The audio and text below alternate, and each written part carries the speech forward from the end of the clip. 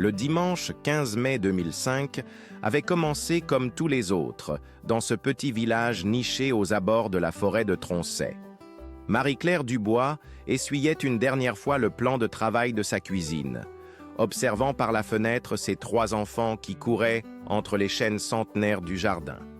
Leur rire cristallin se mêlait au chant des oiseaux, créant cette symphonie familière qu'elle chérissait tant. Son mari Philippe terminait de réparer la clôture qui bordait leur propriété, sifflotant un air qu'elle ne reconnaissait pas mais qui lui réchauffait le cœur. Après 22 ans de mariage, Marie-Claire pensait connaître tous les recoins de leur existence paisible. Philippe était ponctuel, méticuleux, prévisible dans ses habitudes. Il se levait chaque matin à 6 heures précises, prenait son café noir sans sucre, embrassait les enfants avant qu'ils ne partent pour l'école, puis disparaissait dans son atelier jusqu'au déjeuner. Cette routine rassurante était devenue le rythme de leur vie, un tempo familier qui berçait leur journée dans ce chalet de bois qu'ils avaient construit de leurs propres mains.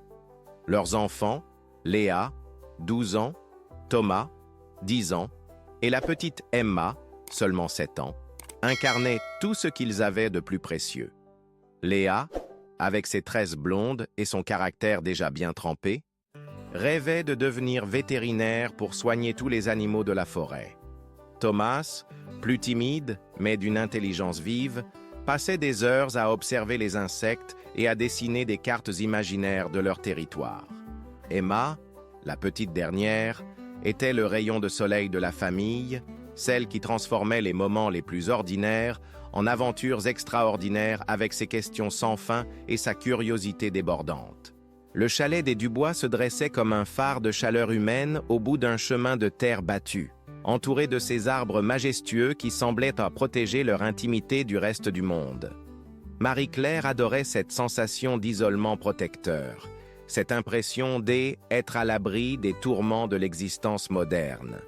Ici, le temps écoulait différemment, au rythme des saisons, des récoltes du petit potager et des fêtes du village.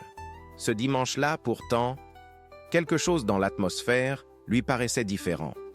Une tension imperceptible flottait dans l'air, comme ces orages d'été qu'on sent arriver bien avant de voir les premiers nuages. Philippe semblait plus pensif que d'habitude. Ses gestes étaient moins assurés, et à plusieurs reprises, elle l'avait surpris à regarder vers la route avec une expression qu'elle n'arrivait pas à déchiffrer. Vers 15 heures, alors qu'elle pliait le linge dans la chambre des enfants, elle entendit le crissement familier des graviers sous les roues d'une voiture. Par la fenêtre, elle reconnut immédiatement la silhouette de Julien Moreau, leur locataire, qui descendait de son véhicule d'un pas inhabituellement pressé. Julien louait depuis 8 mois le petit chalet adjacent à leur propriété, une construction modeste que Philippe avait aménagée quelques années auparavant pour arrondir leur fin de mois. Au début, ils avaient été ravis d'accueillir ce jeune homme de 35 ans, poli, discret, qui payait toujours son loyer en avance et ne causait jamais le moindre dérangement. Julien travaillait comme représentant commercial pour une entreprise de matériel agricole, ce qui l'amenait à voyager régulièrement dans la région.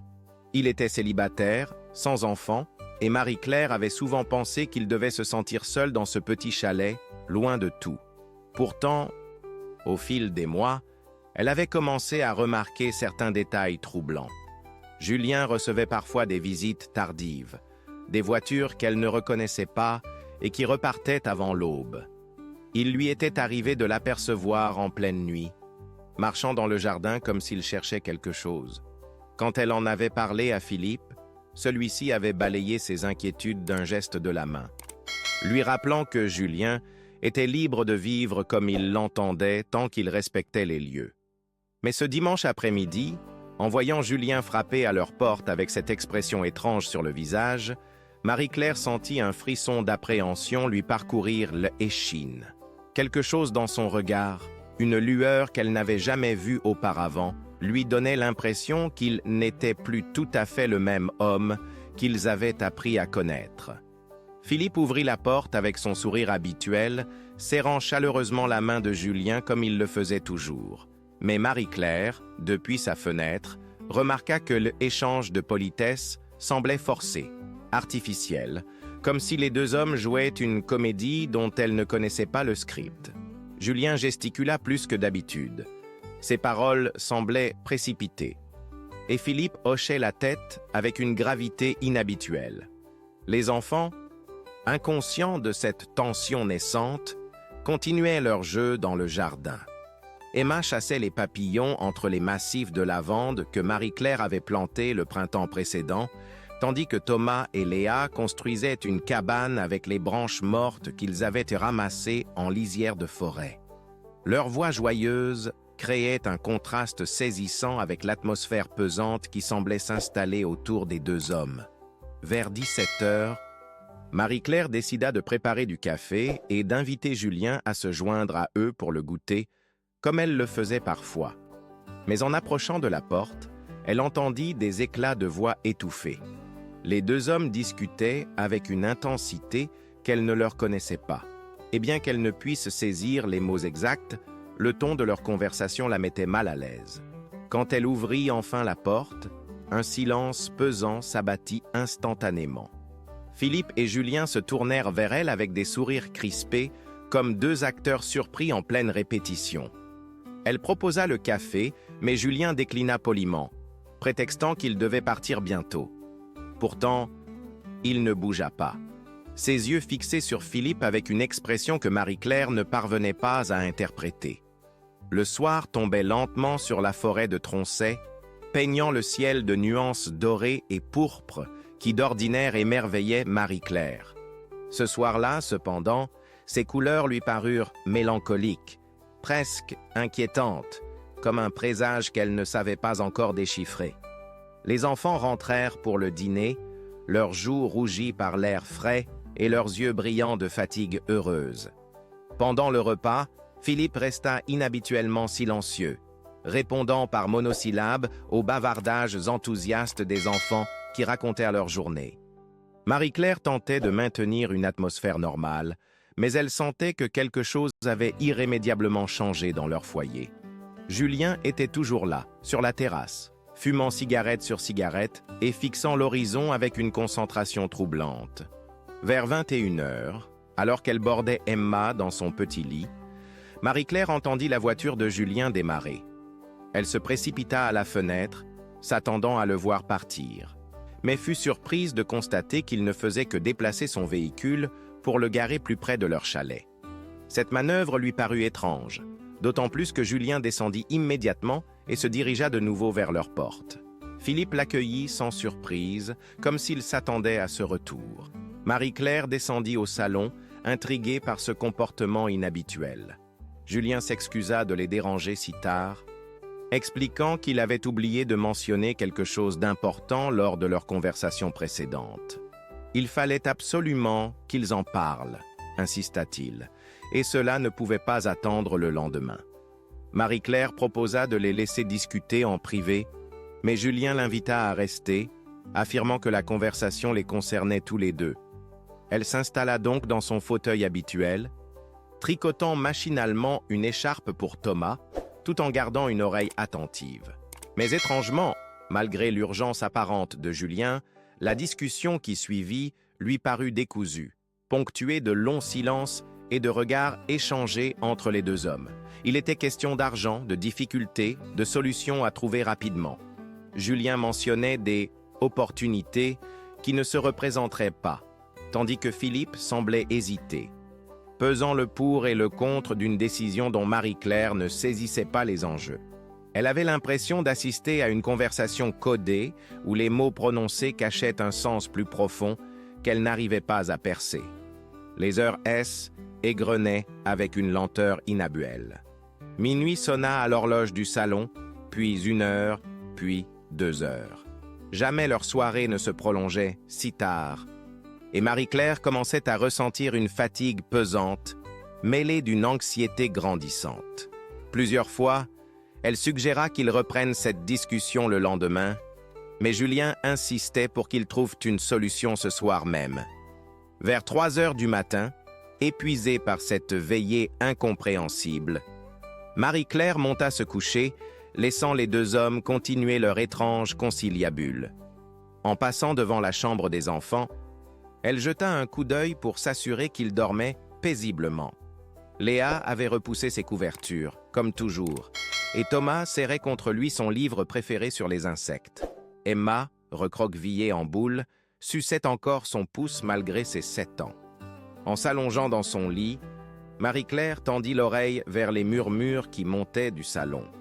Les voix de Philippe et Julien lui parvenaient par intermittence, tantôt calmes, tantôt plus tendues, créant une bande sonore anxiogène qui l'empêchait de trouver le sommeil. Elle ferma les yeux, essayant de se convaincre que cette soirée étrange ne serait bientôt plus qu'un mauvais souvenir. Le lundi 16 mai au matin, Marie-Claire fut réveillée par un silence inhabituel. D'ordinaire, les bruits familiers de la maisonnée la tiraient doucement du sommeil. Philippe, qui préparait le café dans la cuisine, les enfants qui se chamaillaient gentiment dans la salle de bain, la radio qui diffusait les informations locales. Ce matin-là, rien. Un calme étrange, presque oppressant, flottait dans la maison. Elle regarda le réveil. 8h30. Les enfants auraient déjà dû être debout, habillés, prêts à partir pour l'école. Elle se leva précipitamment, enfilant sa robe de chambre, et se dirigea vers leur chambre. Mais les lits étaient vides, soigneusement faits comme si personne n'y avait dormi. Une angoisse sourde commença à monter en elle tandis qu'elle dévalait les escaliers en appelant leurs prénoms. La cuisine était impeccable, trop impeccable. Aucune trace du petit déjeuner habituel, aucune miette sur la table, aucune tasse dans lait évier. Même la cafetière électrique, que Philippe branchait religieusement chaque matin depuis des années, était éteinte et rangée dans son placard. Marie-Claire sentit ses jambes se dérober sous elle. Quelque chose n'allait pas. Terriblement pas. Elle sortit dans le jardin, espérant apercevoir Philippe en train de bricoler dans son atelier, ou les enfants qui auraient décidé de jouer dehors malgré l'heure matinale. Mais le jardin était désert, silencieux, comme abandonné. Seuls les oiseaux continuaient leur concert matinal, indifférents au drame qui semblait se jouer dans ce foyer autrefois si vivant. C'est alors qu'elle remarqua de la lumière dans le chalet de Julien. Elle s'approcha, le cœur battant, espérant y trouver Philippe. Peut-être les deux hommes avaient-ils continué leur conversation jusque très tard, et Philippe avait-il fini par s'endormir chez leur locataire. Cette explication rationnelle la rassura momentanément, lui permettant de reprendre son souffle. En frappant à la porte de Julien, elle fut surprise de voir qu'il lui ouvrit immédiatement, comme s'il l'attendait. Il était déjà habillé, parfaitement coiffé, et semblait parfaitement réveillé, malgré leur veillée prolongée. Son sourire lui parut forcé, artificiel, et il y avait dans ses yeux quelque chose qu'elle n'arrivait pas à définir. Une lueur étrange, presque fiévreuse, qui la mit immédiatement mal à l'aise. « Philippe n'est pas là », lui dit-il avant même qu'elle pose la question. « Il est parti très tôt ce matin avec les enfants. Il m'a dit de vous prévenir qu'il avait une affaire urgente à régler et qu'il vous contacterait dans la journée. » Ces mots sonnaient faux dans sa bouche, comme une leçon apprise par cœur. Marie-Claire connaissait son mari. Jamais il ne partirait si tôt le matin avec les enfants sans la prévenir. Jamais il ne laisserait la maison dans cet état de propreté suspecte. Julien l'invita à entrer pour prendre un café et discuter de la situation. Mais quelque chose dans son attitude la dissuada d'accepter. Elle prétexa avoir des coups de téléphone urgents à passer et regagna précipitamment son chalet. Une fois à l'intérieur, elle verrouilla soigneusement la porte et s'appuya contre le battant, essayant de rassembler ses pensées et de comprendre ce qui se passait. Elle tenta d'abord de joindre Philippe sur son téléphone portable, mais tomba directement sur sa messagerie. Elle essaya plusieurs fois, laissant des messages de plus en plus angoissés, suppliant son mari de la rappeler immédiatement. Puis, elle contacta sa sœur Brigitte, la seule personne de la famille avec qui Philippe entretenait des relations régulières.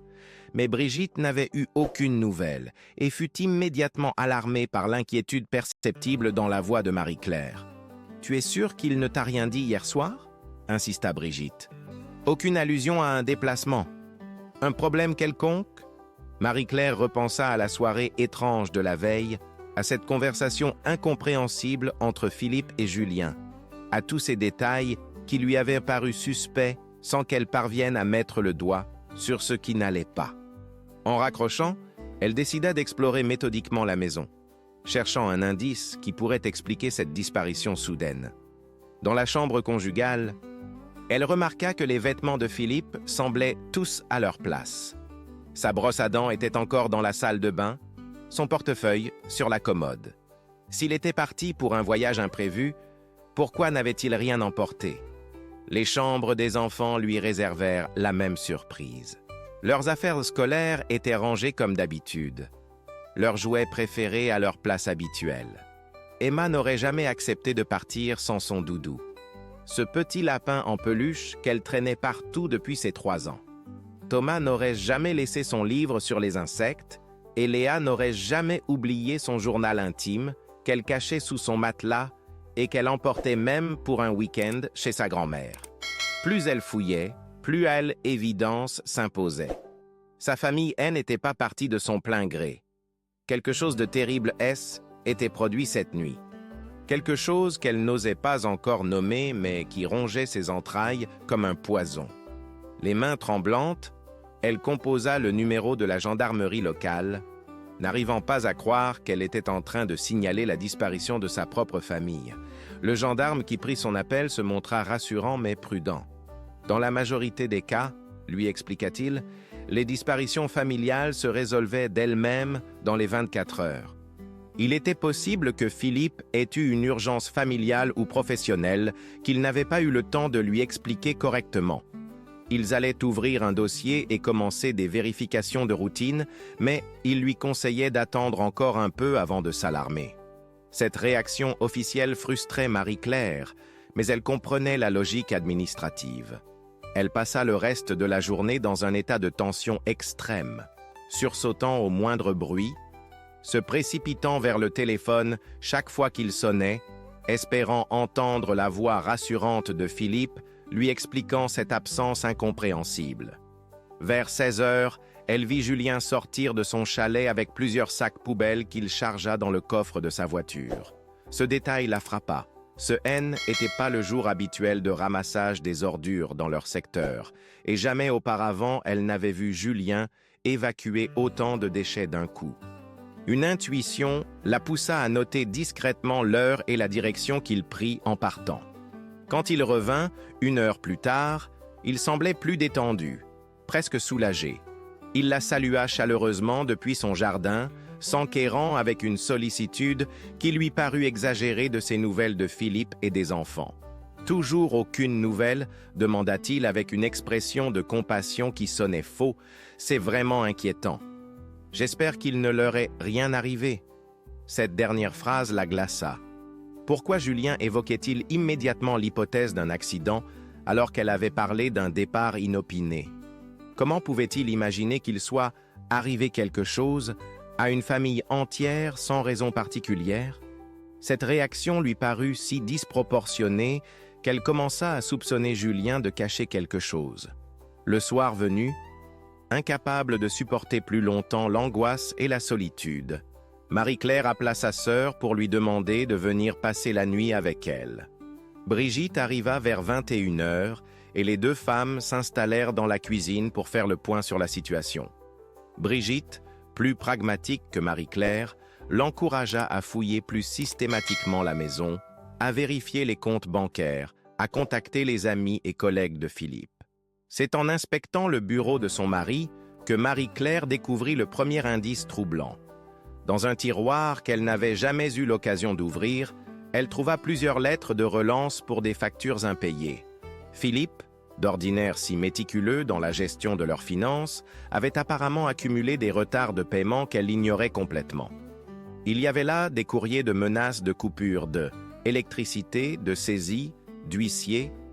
Brigitte examina les documents avec attention et calcula rapidement le montant total des dettes. La somme était considérable, bien plus importante que ce qu'il pouvait rembourser avec les revenus habituels du ménage. « Il a dû avoir de gros problèmes financiers », murmura-t-elle. « Peut-être qu'il n'osait pas t'en parler et qu'il a fini par craquer sous la pression. » Cette découverte offrait une explication rationnelle à la disparition. Mais Marie-Claire n'arrivait pas à s'y résoudre. Même dans la détresse la plus profonde, Philippe n'aurait jamais emmené les enfants dans une fugue sans lui en parler.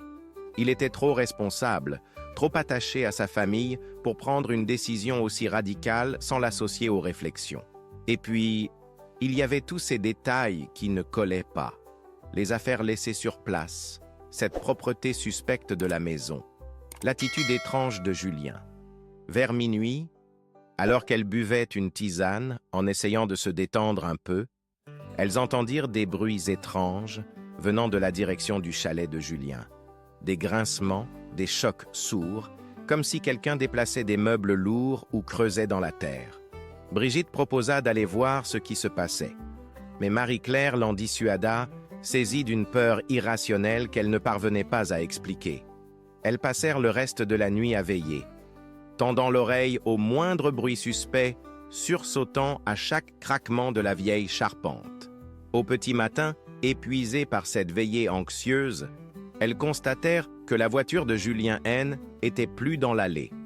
Il était parti avant l'aube, sans bruit, comme s'il fuyait quelque chose ou quelqu'un.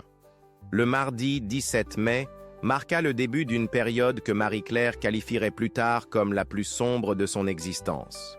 L'absence de sa famille, initialement incompréhensible, se transformait progressivement en certitude terrifiante. Quelque chose de terrible était produit dans leur foyer. Sa sœur Brigitte, qui avait d'abord tenté de la rassurer, commençait elle aussi à partager ses craintes les plus noires. La matinée fut consacrée aux démarches administratives. Marie-Claire se rendit à la gendarmerie locale pour officialiser sa plainte et fournir tous les détails qu'elle avait pu rassembler.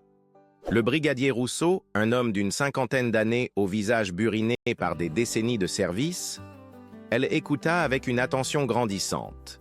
Plus elle parlait, plus elle voyait son expression se modifier, passant de la routine administrative à une préoccupation évidente. « Cette histoire de conversation nocturne avec votre locataire me paraît effectivement suspecte », reconnut-il en prenant des notes détaillées. Et le fait qu'il soit absent depuis hier matin mérite qu'on s'y intéresse de plus près. Nous allons lancer immédiatement des recherches et convoquer ce monsieur Moreau pour l'entendre. Mais Julien demeurait introuvable. Sa voiture N était plus dans la région. Son téléphone portable était éteint. Et l'entreprise qui l'employait affirmait ne pas savoir où il se trouvait. Cette fuite soudaine ne faisait qu'alimenter les soupçons, transformant un témoin potentiel en suspect principal. Le brigadier Rousseau organisa immédiatement des battues dans la forêt de Troncet, mobilisant les pompiers locaux et les associations de bénévoles. Pendant 3 jours, des dizaines de personnes fouillèrent méthodiquement les environs, sondant chaque buisson, chaque fossé, chaque recoin où une famille entière aurait pu disparaître. Les chiens pisteurs furent amenés sur les lieux, mais ils ne détectèrent aucune piste exploitable. Était comme si Philippe, Marie-Claire, Léa, Thomas et Emma S. étaient des volatilisés sans laisser la moindre trace. Marie-Claire participait aux recherches malgré l'épuisement qui la gagnait progressivement. Elle ne pouvait pas rester inactive, ne pouvait pas accepter l'idée que sa famille ait simplement disparu sans explication. Chaque matin, elle rejoignait les équipes de bénévoles, espérant être celle qui découvrirait enfin l'indice décisif. Mais chaque soir, elle rentrait chez elle plus désespérée, plus rongée par l'angoisse et l'incertitude. C'est Madame Girard, la femme de ménage qui venait une fois par semaine l'aider dans l'entretien de la maison, qui lui apporta la première information troublante. Arrivée le jeudi matin pour son service habituel, elle trouva le chalet dans un état de propreté qu'elle n'avait jamais vu auparavant. Tout brillait. Tout semblait avoir été nettoyé avec une minutie obsessionnelle. « C'est bizarre », confia-t-elle à Marie-Claire. « On dirait que quelqu'un a voulu effacer toutes les traces de vie dans cette maison. » Cette observation renforça les soupçons de Marie-Claire concernant Julien. Elle se souvenait l'avoir vu nettoyer méticuleusement le chalet principal le lendemain de la disparition, prétendant vouloir l'aider. Mais si sa famille était vraiment partie de son plein gré, pourquoi fallait-il effacer leurs traces? Pourquoi cette propreté suspecte qui contrastait si violemment avec le désordre habituel d'un foyer avec 3 enfants? Les jours passant sans nouvelles, la communauté locale commença à s'émouvoir de cette disparition mystérieuse. Des articles parurent dans la presse régionale relatant l'histoire de cette famille qui était volatilisée sans explication dans la paisible forêt de Troncey. Les journalistes interrogeaient les voisins, les commerçants, tous ceux qui avaient connu les Dubois. Leur portrait se dessinait peu à peu, celui d'une famille ordinaire, sans histoire, aimée et respectée de tous. Philippe était décrit comme un homme travailleur et dévoué, un peu taciturne peut-être, mais profondément attaché à sa famille. Marie-Claire apparaissait comme une épouse et mère modèle, impliquée dans la vie associative du village, toujours prête à rendre service. Les enfants étaient dépeints comme des gamins joyeux et bien élevés, appréciés de leurs instituteurs et camarades. Rien dans leur mode de vie ne laissait présager une fugue ou une disparition volontaire. Pourtant, les enquêteurs découvraient progressivement l'ampleur des difficultés financières que traversait le couple. Philippe avait contracté plusieurs emprunts sans en informer sa femme, tentant visiblement de préserver leur niveau de vie malgré une baisse significative de ses revenus. L'entreprise de menuiserie dans laquelle il travaillait connaissait des difficultés et ses heures supplémentaires avaient été supprimées depuis plusieurs mois.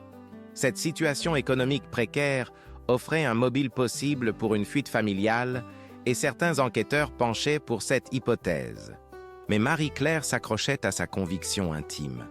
Philippe n'aurait jamais pris une décision aussi dramatique sans l'associer aux réflexions. Leur couple avait traversé d'autres épreuves par le passé et ils avaient toujours fait face ensemble aux difficultés. 3 semaines après la disparition, le brigadier Rousseau décida de procéder à une perquisition approfondie du chalet des Dubois. Une équipe de techniciens de l'identité judiciaire se déplaça spécialement pour cette opération, armée de tout le matériel nécessaire pour détecter des éventuelles traces suspectes. Marie-Claire assista à cette procédure avec un mélange d'espoir et d'appréhension, se demandant ce que les experts allèrent découvrir dans son propre foyer. Les premiers examens à œil nu ne révélèrent rien d'anormal. La maison était impeccable, trop impeccable peut-être, mais sans trace visible de lutte ou de violence. C'est alors qu'un des techniciens suggéra d'utiliser un réactif chimique spécial, le luminol, capable de détecter des traces de sang même après un nettoyage minutieux. Cette procédure, généralement réservée aux scènes de crime avérées, fut acceptée compte tenu du caractère exceptionnel de l'affaire. Quand les lumières s'éteignirent et que la solution de luminol fut pulvérisée dans la maison, un spectacle terrifiant s'offrit aux yeux des enquêteurs. Sous la lumière ultraviolette, des taches bleuâtres apparurent sur plusieurs murs et sur une grande partie du carrelage du salon. La fluorescence caractéristique du sang révélait qu'une quantité importante d'hémoglobine avait imprégné ces surfaces avant d'être soigneusement nettoyée. Marie-Claire, qui assistait à cette révélation macabre, s'effondra littéralement. Voir son salon familier transformé en constellation de traces sanglantes dépassait tout ce qu'elle avait pu imaginer dans ses pires cauchemars. Brigitte la soutint tandis qu'elle sanglotait. Incapable de comprendre comment sa maison, ce cocon de bonheur où elle avait vécu les plus belles années de sa vie, avait pu devenir le théâtre d'événements si terribles. Les prélèvements furent immédiatement envoyés au laboratoire pour analyse ADN. En attendant les résultats, qui prendraient plusieurs jours, les enquêteurs intensifièrent leurs recherches concernant Julien Moreau. Son passé fut scruté à la loupe, ses anciens emplois, ses relations, ses antécédents judiciaires. Le portrait qui émergea progressivement était celui d'un homme instable, ayant déjà eu des démêlés mineurs avec la justice pour des affaires de petite escroquerie. Pendant ce temps, Marie-Claire ne pouvait plus mettre les pieds dans sa propre maison. L'image de ces traces fluorescentes hantait ses nuits, transformant chaque souvenir heureux en vision d'horreur. Elle s'installa temporairement chez sa sœur, mais même là, le sommeil la fuyait. Elle passait ses journées prostrée, oscillant entre l'espoir irrationnel que sa famille réapparaisse miraculeusement et la certitude de plus en plus prégnante qu'elle ne les reverrait jamais. Les résultats des analyses ADN arrivèrent une semaine plus tard et confirmèrent les pires craintes. Le sang retrouvé dans la maison appartenait effectivement à Philippe et aux 3 enfants. Mais, plus troublant encore, les techniciens avaient également identifié des traces génétiques appartenant à Julien Moreau. Cette découverte transformait définitivement le locataire absent en suspect numéro 1 d'un drame dont l'ampleur commençait seulement à se révéler. Un mandat d'arrêt fut immédiatement lancé contre Julien, mais celui-ci demeurait introuvable. Sa voiture fut retrouvée abandonnée dans un parking de supermarché à près de 200 km de Troncey, mais sans aucune trace de son propriétaire. Les caméras de surveillance du magasin montraient Julien garant son véhicule, puis repartant à pied, un sac à dos sur les épaules, en direction de la gare routière voisine.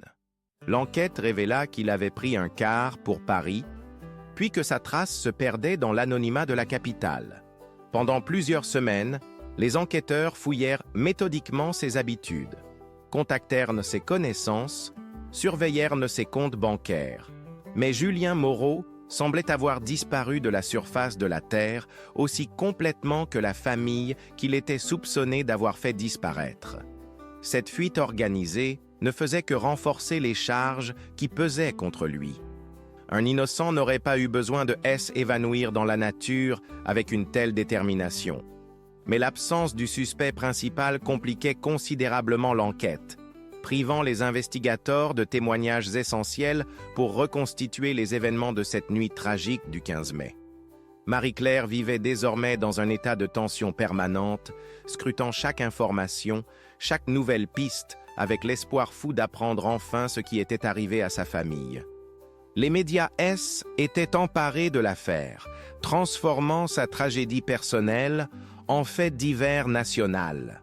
Elle voyait partout les visages de Philippe et des enfants sur les avis de recherche, dans les journaux, aux informations télévisées. Cette exposition médiatique la révoltait autant qu'elle l'aidait, car elle maintenait l'attention publique sur leur disparition. C'est finalement un coup de téléphone anonyme, 3 mois après les faits, qui relança l'enquête de manière spectaculaire. Une voix d'homme, déformée par un mouchoir, contacta la gendarmerie pour signaler avoir vu Julien Moreau dans une petite ville de l'Allier, à une 50aine de kilomètres de Troncey. L'informateur prétendait l'avoir formellement reconnu malgré ses tentatives de déguisement et donnait une adresse précise où il l'avait aperçu. Les gendarmes se rendirent immédiatement sur place, mais ne trouvèrent qu'un appartement vide depuis plusieurs jours. Néanmoins, les propriétaires confirmèrent qu'un homme correspondant au signalement de Julien avait effectivement loué le logement sous une fausse identité 3 semaines auparavant. Il avait payé plusieurs mois d'avance en liquide et était reparti précipitamment après avoir reçu un coup de téléphone qui l'avait visiblement alarmé. Cette piste, même si elle n'aboutissait pas à une arrestation immédiate, prouvait que Julien était toujours dans la région et qu'il surveillait peut-être l'évolution de l'enquête. Les investigations furent intensifiées dans un périmètre de 100 km autour de Troncey, mobilisant des effectifs considérables pour tenter de retrouver sa trace. Octobre 2005. 6 mois étaient écoulés depuis la disparition de la famille Dubois, 6 mois pendant lesquels Marie-Claire avait vécu dans un état second, oscillant entre l'espoir et le désespoir, entre la colère et l'abattement. L'enquête piétinait malgré les efforts considérables déployés par les forces de l'ordre. Julien Moreau demeurait introuvable et sans lui, impossible de reconstituer précisément les événements de cette nuit tragique. C'est à cette période que Marie-Claire reçut un appel qui allait bouleverser le cours de l'investigation. Sa belle-sœur, Véronique, elle est épouse du frère de Philippe, contactait rarement la famille. Les 2 femmes ne étaient jamais particulièrement appréciées et, depuis la disparition, Véronique avait maintenu une distance respectueuse mais froide. Ce jour-là, pourtant, sa voix tremblait d'émotion au téléphone. « Marie-Claire, il faut que je te dise quelque chose », commença-t-elle avec difficulté. « Je ne sais pas si c'est important, mais ça me ronge depuis des mois. Philippe m'avait téléphoné une semaine avant sa disparition. Il semblait très inquiet. Et presque paniqué. Il m'a parlé de dettes, de gens qui le menaçaient et d'un locataire qui lui posait des problèmes. » Cette révélation frappa Marie-Claire comme un coup de massue. Pourquoi Philippe avait-il confié ses angoisses à Véronique plutôt qu'à elle? Qu'est-ce qui l'empêchait de partager ses difficultés avec sa propre épouse? La conversation se poursuivit, dévoilant progressivement l'ampleur des secrets que Philippe avait cachés à sa famille. Selon Véronique, Philippe était harcelé par des créanciers de plus en plus menaçants.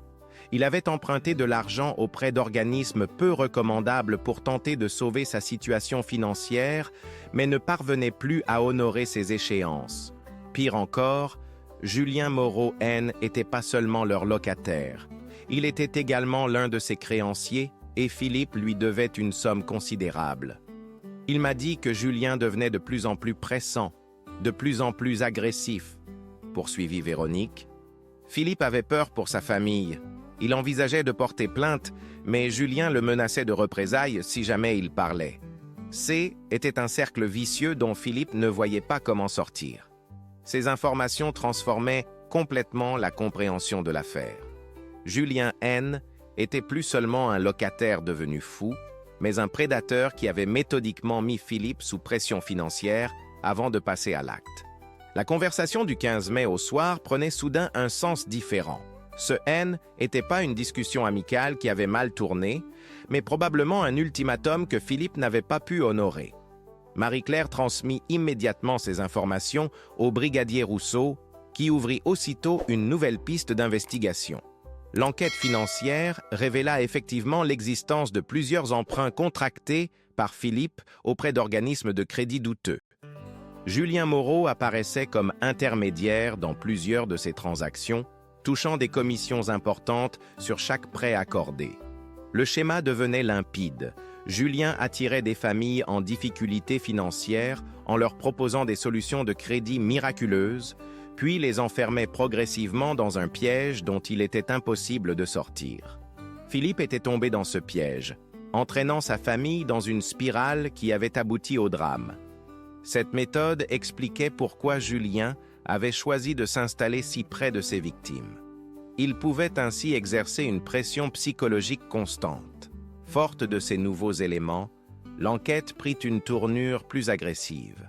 Les enquêteurs découvrirent que Julien utilisait plusieurs identités et qu'il avait déjà opéré dans d'autres régions de France, selon le même mode opératoire. 3 autres familles avaient porté plainte contre lui pour chantage et menaces. Mais il avait toujours réussi à échapper aux poursuites en changeant de région et d'identité.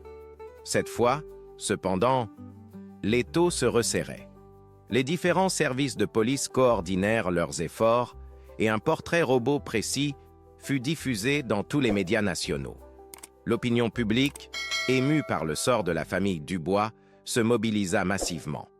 Des centaines d'appels affluèrent, signalant des hommes ressemblant à Julien dans toute la France. La plupart de ces signalements se révélèrent inexacts, mais l'un d'eux, en provenance de Lyon, attira particulièrement l'attention des enquêteurs. Une femme de ménage travaillant dans un hôtel de la banlieue lyonnaise affirmait avoir reconnu Julien parmi les clients. Elle l'avait remarqué car il ne sortait jamais de sa chambre et payait toujours en liquide. Son comportement lui avait paru suspect depuis le début de son séjour. Une surveillance discrète fut immédiatement mise en place autour de l'hôtel. Pendant 3 jours, les enquêteurs patientèrent, espérant voir apparaître leurs suspects. Le 4e jour, leur patience fut récompensée. Julien Moreau sortit de l'établissement vers 14 heures, méconnaissable avec sa barbe et ses cheveux teints, mais formellement identifié grâce aux photos anthropométriques. L'arrestation eut lieu sans violence dans une rue commerçante de Lyon. Julien ne tenta pas de fuir ni de résister. Il semblait presque soulagé d'être enfin arrêté, comme si les mois de fuite l'avaient épuisé psychologiquement. Menotté et conduit au commissariat, il garda un silence total pendant les premières heures de sa garde à vue. Marie-Claire apprit l'arrestation par un coup de téléphone du brigadier Rousseau. Cette nouvelle, qu'elle avait tant espérée, la laissa étrangement vide. Après des mois d'attente et d'angoisse, elle se rendait compte que l'arrestation de Julien ne lui rendrait pas sa famille. Elle allait enfin connaître la vérité, mais cette vérité ne pourrait jamais effacer la douleur de la perte. Les premiers interrogatoires de Julien furent décevants. Face aux enquêteurs, il niait toute implication dans la disparition de la famille Dubois. Il reconnaissait avoir eu des relations d'affaires avec Philippe, admettait même lui avoir prêté de l'argent, mais prétendait n'avoir jamais exercé de pression particulière sur lui. Selon sa version, Philippe était effectivement venu le voir le 15 mai au soir pour discuter de ses dettes, mais leur conversation était terminée calmement, sans conflit. Philippe m'a dit qu'il partait quelques jours pour réfléchir à une solution, affirmait-il avec aplomb. Il voulait emmener sa famille loin de ses problèmes, le temps de trouver un arrangement. Je n'ai jamais revu aucun d'entre eux après cette soirée. Cette version des faits contredisait formellement les preuves matérielles découvertes dans le chalet, notamment les traces de sang révélées par le luminol. Confronté à ces évidences scientifiques, Julien commença à montrer des signes de fébrilité. Ses réponses devinrent plus hésitantes, ses explications plus confuses. Il prétendait d'abord ne pas comprendre comment son ADN avait pu se retrouver mélangé au sang de la famille, puis suggérait qu'il avait pu se blesser accidentellement en aidant Philippe à porter des bagages lourds. C'est finalement la confrontation avec les témoignages de Véronique et les preuves de son système d'escroquerie qui fit craquer ses défenses. Acculé par l'accumulation des preuves, Julien demanda à s'entretenir seul à seul avec le commissaire chargé de l'enquête. Cet entretien, qui dura plusieurs heures, marqua un tournant décisif dans l'affaire. Bien que les détails exacts de cette conversation n'aient jamais été révélés publiquement, les sources proches de l'enquête rapportèrent que Julien avait finalement reconnu sa responsabilité dans les événements du 15 mai. Cependant, sa version des faits différait considérablement de ce que les enquêteurs avaient imaginé. Il ne s'agissait pas d'un meurtre prémédité, mais d'une dispute qui avait dégénéré de manière tragique. Selon les confidences partielles de Julien, Philippe avait effectivement refusé de rembourser ses dettes ce soir-là, menaçant même de porter plainte pour chantage. La discussion était envenimée, les voix avaient de monter, et Marie-Claire était descendue pour comprendre ce qui se passait. Les enfants, réveillés par les éclats de voix, avaient également rejoint le salon.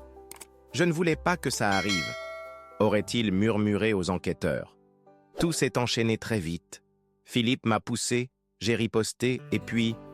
La suite de son récit demeurait floue, probablement parce que Julien lui-même avait du mal à reconstituer précisément l'enchaînement des événements. Ce qui était certain, c'est que la situation avait basculé dans la violence, entraînant toute la famille dans un drame irréparable. La question qui torturait Marie-Claire était de savoir ce qui était advenu des corps. Julien avait-il agi seul pour les faire disparaître ou avait-il bénéficié de complicité? Cette interrogation cruciale n'obtint jamais de réponse définitive. Julien évoquait vaguement l'aide d'amis sans jamais donner de nom précis, se contentant d'indiquer une direction générale vers les profondeurs de la forêt de Troncey. Malgré de nouvelles battues organisées dans les secteurs qu'il avait vaguement désignés, aucune trace de la famille Dubois ne fut jamais retrouvée. Cette absence de preuves matérielles permit à Julien de maintenir une part d'ambiguïté dans ses aveux, ne reconnaissant jamais explicitement avoir causé la mort de Philippe et de sa famille. Le procès, qui s'ouvrit en mars 2008, révéla au grand jour tous les aspects sordides de cette affaire. Marie-Claire assista à chaque audience, espérant y trouver enfin les réponses définitives à ses questions. Mais le spectacle de la justice la déçut profondément. Julien, assisté d'une équipe d'avocats habiles, parvint à semer le doute sur de nombreux points de l'accusation. Sa défense s'appuyait sur l'absence de corps et sur les contradictions apparentes dans ses propres déclarations pour plaider la thèse d'un accident tragique plutôt que d'un meurtre prémédité. Selon cette version, Philippe et sa famille auraient effectivement quitté le chalet cette nuit-là, mais auraient ensuite été victimes d'un accident de voiture que Julien aurait tenté de dissimuler par panique. Cette stratégie judiciaire révoltait Marie-Claire, qui voyait dans ses arguties légales une nouvelle forme de torture psychologique. Comment la justice pouvait-elle accorder le moindre crédit au mensonge d'un homme qui avait déjà trompé tant de familles? Comment pouvait-on envisager qu'un accident puisse expliquer la présence de tant de sang dans leur salon? Malgré ces incohérences flagrantes, les jurés furent sensibles aux doutes soulevés par la défense. Le verdict final condamna Julien Moreau à 25 ans de réclusion criminelle pour séquestration suivie de mort, une qualification qui reconnaissait sa responsabilité dans la disparition sans pour autant établir formellement l'intention de tuer. Cette sentence, bien qu'elle représentât une lourde peine, laissa Marie-Claire avec un sentiment d'injustice et d'inachevé. Julien purgerait sa peine, mais emmènerait probablement avec lui le secret de ce qui était vraiment arrivé à Philippe, Léa, Thomas et Emma cette nuit-là. Elle ne connaîtrait jamais les derniers moments de sa famille, ne pourrait jamais se recueillir sur leur tombe, ne pourrait jamais faire son deuil complètement. Aujourd'hui, près de 20 ans après ces événements tragiques, Marie-Claire a quitté la région de Troncey pour s'installer près de sa sœur Brigitte. Elle a vendu le chalet familial, incapable de supporter plus longtemps la vue de ces murs qui avaient été témoins de tant de bonheur avant de devenir le théâtre d'un cauchemar. Julien Moreau est toujours en prison et elle espère qu'il y restera jusqu'à la fin de ses jours. Parfois, dans ses rêves, Marie-Claire retrouve sa famille intacte.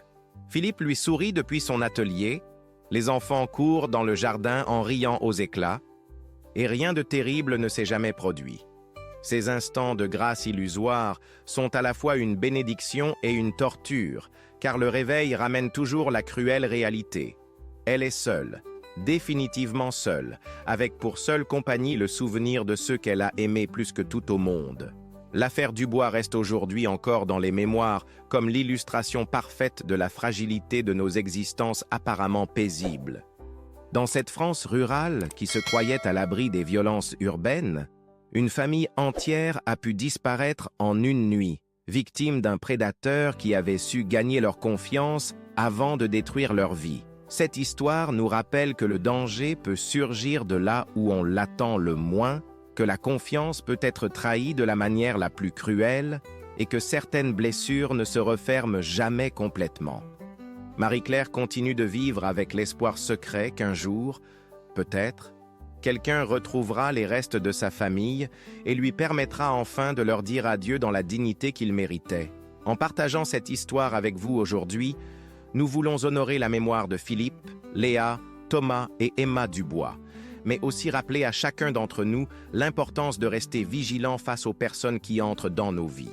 Car derrière un sourire avenant peut parfois se cacher le visage de la destruction. Si cette histoire vous a touché, si elle vous a fait réfléchir sur la fragilité de nos bonheurs quotidiens, alors n'hésitez pas à nous le faire savoir. Abonnez-vous à notre chaîne pour ne manquer aucune de nos enquêtes, laissez un commentaire pour partager vos réflexions sur cette affaire troublante et surtout, pensez à ceux qui, comme Marie-Claire, continuent de porter le poids d'une perte inexpliquée. Votre soutien et votre fidélité nous permettent de continuer à donner la parole à ceux que la vie a brisés, mais qui trouvent encore la force de témoigner pour que justice soit rendue et que mémoire soit gardée.